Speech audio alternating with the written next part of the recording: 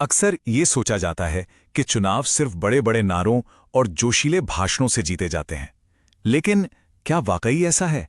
या फिर जीत का असली रास्ता जमीन से, लोगों के असल मुद्दों से होकर गुजरता है? आज हम इसी की पड़ताल करेंगे। सोहना के राजनीतिक ब्लूप्रिंट के जरिए समझने की कोशिश करेंगे कि एक सच्चा जनादेश, एक पीपल्स मैंडेट आखिर बनता कैसे है। तो चलिए सीधे चलते हैं हरियाणा के सोहना विधानसभा क्षेत्र में। देखिए, ये एक बहुत ही दिलचस्प जगह है। एक ऐसी जगह जो कह सकते हैं दो अलग अलग भारत की कहानी एक साथ कहती है। एक तरफ शहरी विकास की चकाचौंध है और दूसरी तरफ ग्रामीण भारत की वो हकीकतें हैं जिन्हें अक्सर अनदेखा कर दिया जाता है।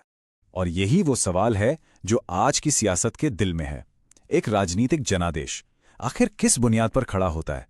क्या इसकी नींव बड़े बड़े राष्ट्रीय मुद्दे रखते हैं, या फिर इसकी जड़ें उन छोटी छोटी रोजमर्रा की समस्याओं में होती हैं जिनसे आम इंसान हर रोज जूझता है? सोहाना की सियासत को समझने से पहले हमें सोहाना की दो हकीकतों को समझना होगा। ये दो ऐसी दुनियाएं हैं जो एक ही जगह पर एक साथ मौजूद हैं। तो देखिए, एक तरफ वो सोहना है जो तेजी से बढ़ते गुड़गांव के बिल्कुल बगल में है। यहाँ उम्मीदें हैं, सपने हैं, आर्थिक विकास के, मॉडर्न लाइफ के। लेकिन फिर सिक्का पलटता है और हमें दूसरी हकीकत दिखती है।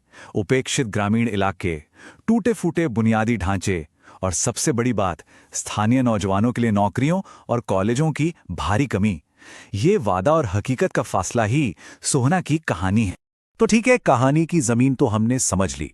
अब जरा आंकड़ों की दुनिया में चलते हैं।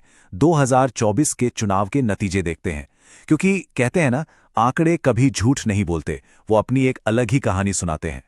यहां कुल रजिस्टर्ड वोटर्स की संख्या देखिए, लगभग 2,83,000। ये कोई छोटा आंकड़ा नहीं है। मतलब साफ है, सोहना चुनावी लिहाज से एक बहुत ही महत्वपूर्ण सीट है। और जो बात इसे और भी दिलचस्प बनाती है वो है यहां का वोटर टर्नआउट, करीब 75%। सोचिए, 4 में से 3 वोटरों ने बाहर निकलकर अपना वोट डाला।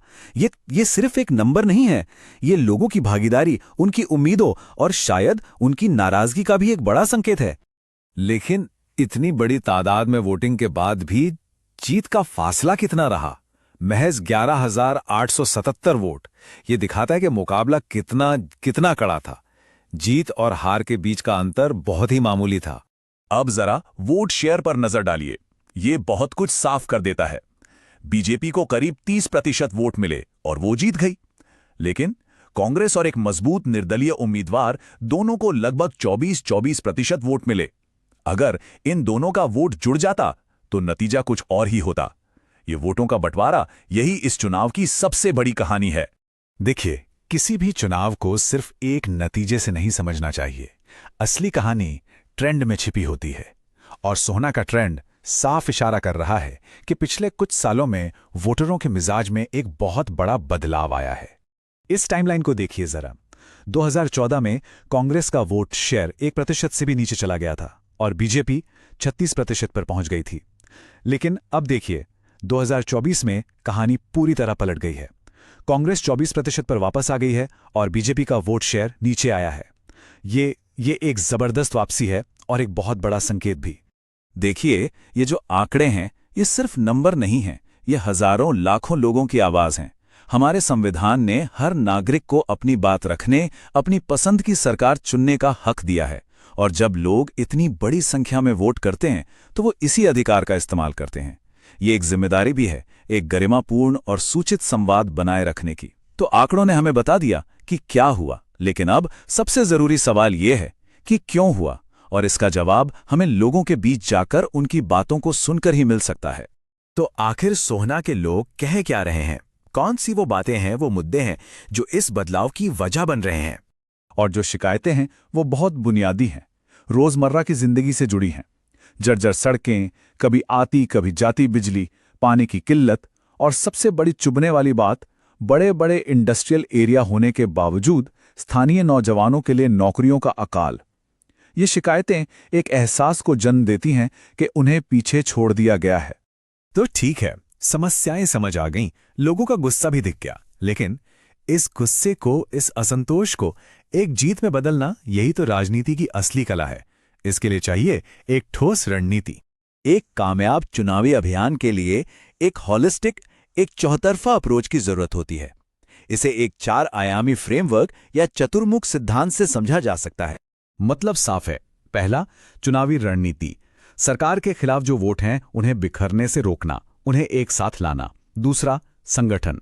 बूथ लेवल तक पार्टी को फिर से मजबूत करना। तीसरा, नैरेटिव। कहानी सिर्फ स्थानीय मुद्दों की, लोगों की तकलीफों की। और चौथा, संसाधन। टेक्नोलॉजी और लोकल फंडिंग का सही इस्तेमाल करना। इन चारों को मिला दें तो जीत का रास्ता बनता है। और अगर हम इस फ्रेमवर्क से कांग्रेस का विश्लेषण करें तो तस्वीर साफ हो जाती है। ताकत क्या है? एक जाना माना स्थानीय चेहरा। मौका क्या है? लोगों में बुनियादी सुविधाओं को लेकर जबरदस्त गुस्सा, लेकिन कमजोरी बूथ लेवल पर संगठन का बेहद कमजोर होना। और खतरा बीजेपी का मजबूत जमीनी नेटवर्क।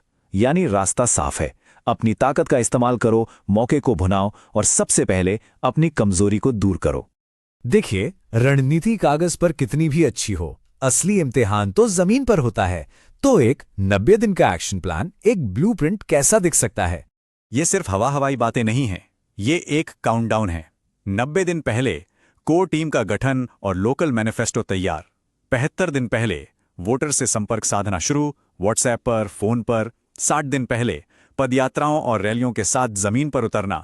और फिर आखिरी 15 दिनों में एक जबरदस्त डिजिटल कैंपेन। और चुनाव के दिन सबसे जरूरी काम, हर एक सपोर्टर को पोलिंग बूथ तक पहुंचाना। और आखिर में सबसे बड़ा सवाल, चुनाव जीतना, क्या यही मंजिल है? नहीं, ये तो बस असली काम की शुरुआत है। सत्ता का उद्देश्य क्या है? जब कोई उम्मीदवार या पार्टी लोगों से वोट मांगती है तो वो एक वादा करती है, एक भरोसा कायम करती है। इसमें लोगों की निजी जानकारी भी शामिल होती है। भारत के नए डेटा प्रोटेक्शन कानून इसी भरोसे को मजबूत करते हैं।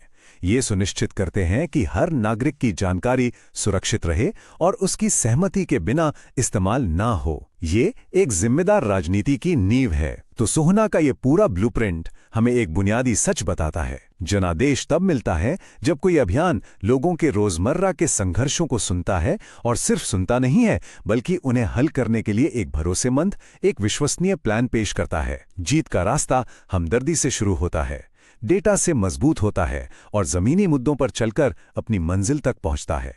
लेकिन ये हमें एक आखिरी और शायद सबसे बड़े सवाल पर लाके छोड़ देता है। क्या सिर्फ डेटा और रणनीति पर बना एक ब्लूप्रिंट, चुनावी वादे और सत्ता में आने के बाद के काम यानी गवर्नेंस, इस सदियों पुराने फासले को पाट सकता है? क्या कोई भी रणनीति लोगों की उम्मीदों को पूरा करने की गारंटी दे सकती है? शायद यही सियासत का सबसे बड़ा इम्तिहान है।